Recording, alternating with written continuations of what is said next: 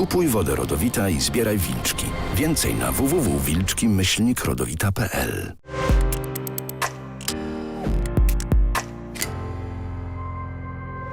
Dzisiejszy podcast powstał przy współpracy z Rodowitą z Roztocza. Rodowita z Roztocza to naturalna woda mineralna pochodząca z jednego z najczystszych i najdzikszych rejonów naszego kraju, czyli z Roztocza. To dzięki temu zawdzięcza ona swoją rzeźkość i czystość. I to właśnie na Roztoczu możemy spotkać wilki lub lisy w ich naturalnym środowisku. I o lisach dzisiaj będziemy rozmawiać. A dla wszystkich miłośników zwierząt, zwłaszcza wilków, Rodowita z Roztocza przygotowała niezwykłą akcję, gdzie za każde kupione 48 butelek wody Rodowita z Roztocza możecie wygrać jednego z 20 000 pluszowych wilczków z tej oto wilczej rodziny. Dzisiaj w świat lisów wprowadzać nas będzie pan Marcin Kostrzyński, przyrodnik i autor książki Gawędy o wilkach i innych zwierzętach. Dzień dobry. Dzień dobry. Panie Marcinie, jakie są podobieństwa i różnice między rodzinami wilków i lisów? Gdyby był medal przyznawany w lesie dla najlepszej matki, to myślę, że lisica miałaby ogromne szanse właśnie dostać takie wyróżnienie. To nie znaczy wcale, że wilcza mama jest złą mamą. Nie, absolutnie, ale tam u wilków to cała rodzina wspiera matkę i cała rodzina wychowuje małe wilczki. Oni są zawsze razem. Natomiast lisica pozostaje sama. Ten lis zapewne jej tam opowiada różne historie, że on to będzie jej przepiórki do nory przynosił i w ogóle on będzie ją kochał całe życie. A potem jak przychodzi to do czego, to ona musi sobie sama wykopać norę, sama rodzi małe liski i sama je wychowuje. A to jest tytaniczna, ogromna praca. Te liski są cudowne, one są prześliczne, to są chyba najbardziej takie wzbudzające pozytywne emocje zwierzęta i też nie boją się człowieka. Ona musi je wielu rzeczy nauczyć, ale zacznijmy od początku. Co taka lisica robi? U wilków jest tak, że nora jest w najbardziej dzikim zakątku lasu. One długo myślą, długo sprawdzają, wiedzą, gdzie chodzą ludzie, a wiedzą, gdzie tych ludzi jest bardzo mało i w takim miejscu razem wspólnie budują norę. Lisica, ona inaczej, ponieważ sama musi zadbać o jedzenie dla małych lisków, musi mieć norę w miejscu, gdzie jest dużo jedzenia. Dlatego kopie ją gdzieś w pobliżu pól, łąk, też czasami gospodarstw, bo jak jakaś kura się niechcący zabłąka gdzieś w pobliżu lasu, to zawsze jest okazja zrobić super obiad dla małych lisków, ale ta nora wykopana przez lisa czasami jest też adoptowaną norą, no bo to jest wiele pracy. Wykopanie takiej nory, jak się nie ma łopatki, tylko trzeba kopać pazurkami, łapkami, to jest ciężka praca, a ona jest ciężarna i nie jest łatwo to zrobić. I w dodatku jeszcze musi mieć przynajmniej jedną, a najczęściej dwie zapasowe nory, bo jeżeli człowiek przyjdzie w takie miejsce, zobaczy, że tam są małe lisy, to lisica momentalnie przenosi je w drugie, upatrzone z góry miejsce. Ona po prostu wie, że nie może ryzykować, że człowiek będzie mógł wrócić i być może skrzywdzić jej dzieci. Dlatego to jest tak niezwykle istotne. Wilki oczywiście też mogą przenieść swoje dzieci do innego miejsca, ale one są jednak tak, te miejsce wykopania nory jest tak przemyślane, że to się niezwykle rzadko zdarza. Natomiast lisica często to przenosi. I później co się dzieje dalej? Rodzą się małe liski. Oczywiście taty nie ma. Tata lis czasami się pojawia się czasami, ale tylko się pojawia. Nic więcej.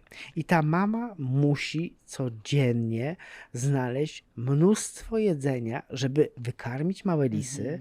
Sama musi zjeść, bo traci dużo energii i jeszcze musi zjeść na tyle dużo, żeby wyprodukować mleko dla tych małych lisków. Więc ona, mam wrażenie, że w ogóle nie śpi. To jest tak, że przybiega do nory, przynosi jedną mysz, daje im jedną mysz do zjedzenia i natychmiast biegnie szukać czegoś dla małych lisków. Czy one zostają same przez ten czas? One zostają same, ale zawsze są tuż przy norze. Nawet cień jastrzębia czy jakiegoś innego ptaka drapieżnego powoduje, że natychmiast instynktownie uciekają do nory, ale nie boją się człowieka.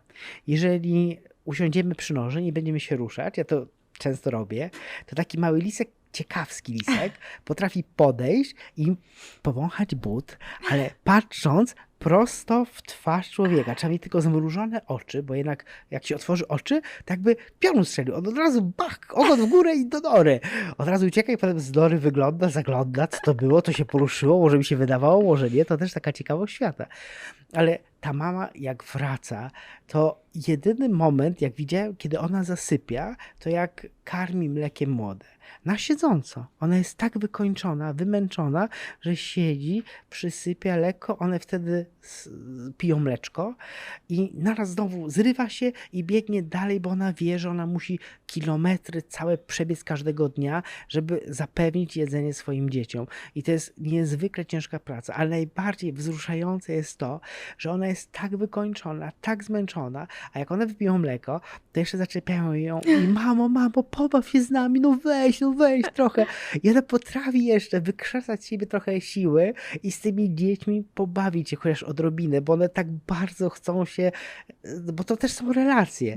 To szukanie pchełek u małych lisków, wylizanie małego liska, to właśnie wtedy tworzą się takie niesamowite więzi pomiędzy mamą i jej dziećmi. I dobrze, mama biegnie szukać kolejnego pożywienia i te małe lisy, one bawią się, ale przede wszystkim cały czas czekają, kiedy mama wróci. I to jest takie, jak widać tą tęsknotę i taki niepokój, jeżeli mama się spóźnia, to dlaczego? Kiedy ona przyjdzie i czy na pewno przyjdzie? One też czują, że są od niej w 100% zależne, ale wie też o tym doskonale lisica i ona jest bardzo uważna. Ona nie ryzykuje. To znaczy, znaczy stara się tak zdobyć pokarm, żeby nie stała jej się żadna krzywda. I to nie jest łatwe wykarmienie takich 5 czy 6 małych lisków. Trzeba dużo się nabiegać, żeby zapewnić im jedzenie. A później, kiedy te małe liski dorastają, to jest bardzo podobnie jak u wilków. To znaczy zaczynają poznawać świat. Tylko u wilków są uczone przez całą rodzinę, przez piastunów, przez mamę, przez tatę, a tutaj znów wszystko jest na głowie mamy. Ona chodzi z tymi liskami, rozgląda się, uczy je w ten sposób, że gdy pojawi się człowiek, fuka tak cichutko i natychmiast uciekają wszystkie. One po prostu ją naśladują i w ten sposób uczą się, gdzie znaleźć pokarm. Pokazuje im, jak złapać mysz. To nie jest wcale takie proste. Lis ma świetną technikę. To jest technika genialnego słuchu. Jak słyszy jakiś szelest w trawie, to wtedy staje nieruchomo i tymi swoimi uszkami potrafi dokładnie zlokalizować, gdzie jest mysz. Wtedy takim wielkim skokiem dwumetrowym w powietrze ląduje na 4 nogach. Mysz jest przestraszona, bo było cisza, na nas coś tak łupnęło, więc robi błąd, zaczyna szybciej uciekać, no i wtedy lis jest w stanie ją złapać. Jak obserwowałem te lisie rodziny, to tylko raz mi się zdarzyło zobaczyć, że lisica przyniosła kurę. I to potem się okazało, że to była kura potrącona przez samochód we wsi, bo widziałem pióra na samym środku drogi. Ona to znalazła. Takiej radości, jaką miały te małe liski z tej kury, to ja jeszcze nie widziałem. One były potem nawet z pojedynczymi piórami biegały, zabierały sobie te pióra. Zresztą przy lisiej norze jest straszny bałagan. U wilków jest sterylnie. Tam jest absolutnie czysto. Jest kilka zabawek, ale to jest wilczyca to jest taka perfekcyjna pani domu. Tam jest wszystko wyprasowane, wysprzątane, nie ma śladu, czyściutko, Ona elegancko. ma też pomoc taty, tak? Ma Wilczego. pomoc taty, pomoc też starszych wilków. Natomiast lisica jest kochaną mamą, ale perfekcyjną panią domu na pewno nie jest. Takiego bałaganu, jaki jest wokół lisiej nory, to przy żadnej innej norze nie zobaczymy. Tam są pióra, podeszwy od butów, jako zabawki, bo czasami przynosi dzieciom też zabawki. Idzie do świetnika, jak znajdzie coś fajnego, to przynosi taki but, żeby dzieci mogły się pobawić. To nie jest tylko, że ona nosi jedzenie. Także tych zabawek naznoszonych przez mamę jest cała masa.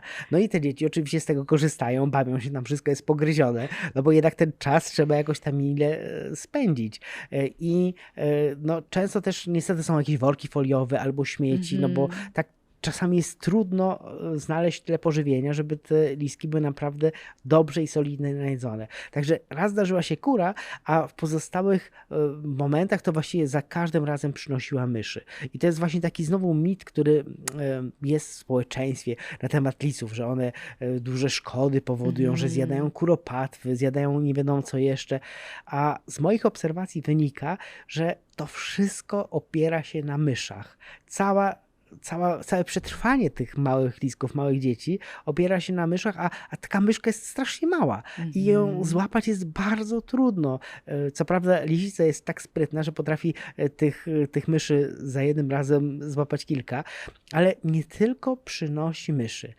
Koło mojego domu jest jabłonka i taki przypomniał mi się dziwny moment, historia, że kuna chodziła i zrzucała jabłka, a na dole czekała lisica i ona potrafi niesamowicie otworzyć szeroko pysk. Nie ma innej możliwości zabrania większej ilości jabłek, ale 4 jabłka jest w stanie włożyć sobie tak nabitne zęby, że doniesie dzieciom te jabłka, bo to jest właśnie to, że wilki i lisy, wydaje nam się, że one są typowo mięsożerne, ale tak nie jest. One uwielbiają jagody. Wilki uwielbiają tak jagody, że jak jest dużo jagód, to mają niebieskie pyski. Tyle tych jagód zjadają. Lisy też jedzą jagody, jedzą owoce, jedzą bardzo różne rzeczy. Często jedzą chrabąszcze, czyli owady.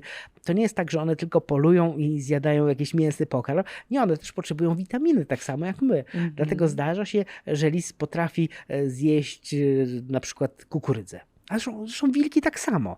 I kiedyś kolega do mnie zadzwonił, że u niego w kukurydzy jest bardzo dużo śladów wilków, że weszły w kukurydzę. Poszedłem tam i okazuje się, że ślady pokazały jednoznacznie, że wilk potrafił sobie otworzyć tą kukurydzę i zjeść ją tak jak człowiek. Podobnie jest z lisami. One na polach zjadają kukurydzy. Są ślady, że czasami zjadają marchew. Po prostu po pierwsze potrzebują odmiany w swojej diecie, potrzebują też witamin, tak jak my. I te więzi z matką utrzymują się jeszcze bardzo długo. Oczywiście lisy po roku bywają samodzielne, ale mówię bywają, ponieważ jak zobaczą swoją mamę, to one zawsze tą mamę poznają. I to jest taka radość, to jest takie lizanie, tego się nie da opisać.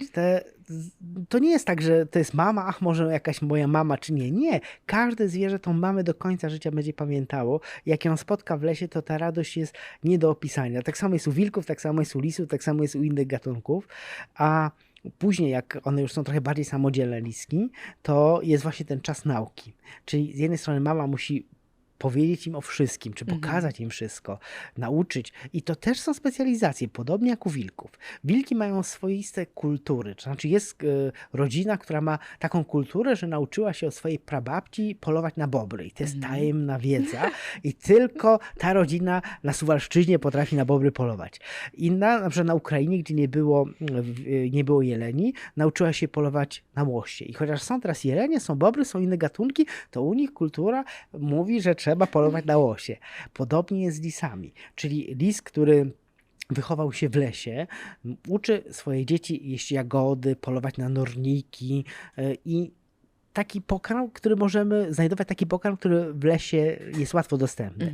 Natomiast większość lisów to są lisy takie polnowiejskie. One wiedzą doskonale, gdzie można, na przykład, że trzeba penetrować drogi, bo przy drogach może zdarzyć się potrącone zwierzę, albo ludzie wyrzucą kanapkę. I jest jeszcze podgatunek lisa o kulturze miejskiej.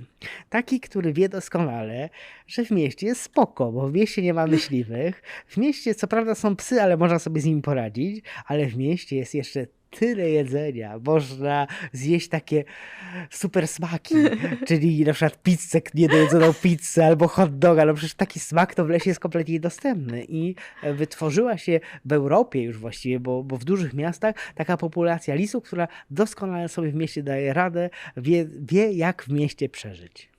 Niesamowite. Czy one podobnie, tak jak wilki, utrzymują tą więź do końca życia, czy tylko sporadycznie spotykają tą matkę i nie mają potem już więzi? Czy między rodzeństwem ta więź zostaje? Jak to wygląda? Każdy idzie w swoją stronę? Znaczy, U wilków jest tak, że one mogą zostać z rodziną jak długo chcą. Aha. Jeżeli wilk jest silny i ma taką potrzebę, żeby pójść, poszukać szczęścia, założyć swoją rodzinę, to mniej więcej w 4. roku życia on może to zrobić, bo jest wtedy dostatecznie przygotowany. Natomiast lisy mają takiego przygotowania tylko na rok. Ale jako drapieżniki potrzebują swojego terenu, czyli one muszą się rozejść. Muszą się rozejść, żeby znaleźć miejsce dla siebie. Ponieważ zbyt dużo lisów w jednym miejscu po prostu nie znalazłoby tyle myszy, nie mogłoby się wykarmić i one gdyby mają we krwi wędrówkę, czyli szukanie nowych potencjalnych miejsc, ale szukają podobnych do tych, które nauczyły się, czy których się nauczyły, będąc małymi liskami. Czyli liski, które wychowały się na granicy pól i łąk wzdłuż torów kolejowych, zazwyczaj wędrują wzdłuż tych torów i starają się znaleźć wolne od lisów miejsce dla siebie, ale takie, które będzie im przypominało ten rejon dzieciństwa, to te szczęśliwe chwile po prostu. I wtedy, kiedy one się spotykają? One najczęściej spotykają się jesienią, kiedy lisy rzeczywiście dużo bardziej wędrują i później w lutym, kiedy jest okres godowy lisów. Zresztą tak samo jak wilków. Wilki apogeum okresu tego godowego mają walentynki. 14 lutego jest, wszystkie na to badania wskazują, to jest właśnie ta krzywa, ten pik, gdzie wilki najbardziej kochają. I podobnie jest z lisami. One też mają w połowie lutego i wtedy dość często się spotykają i można z jednej strony usłyszeć takie walki samców, czyli bardziej hałas niż rzeczywista krzywda, ale też możemy obserwować spotkania po latach. Takie spotkania po latach. Ojej, to przecież moja siostra z Nory, jak cudownie. Niesamowite. Dziękuję za tą niezwykłą opowieść. I pamiętajcie, że do 17 października możecie zgarnąć jednego z 20 000 wilczków. Pijcie rodowitą na zdrowie i zbierajcie wilki. Dziękuję. Poczuj delikatne orzeźwienie płynące prosto z dzikiej natury. Rodowita z Roztocza, pierwotnie dzika. Teraz kolekcja wilczków do zebrania z rodowitą. Więcej na wilczki-rodowita.pl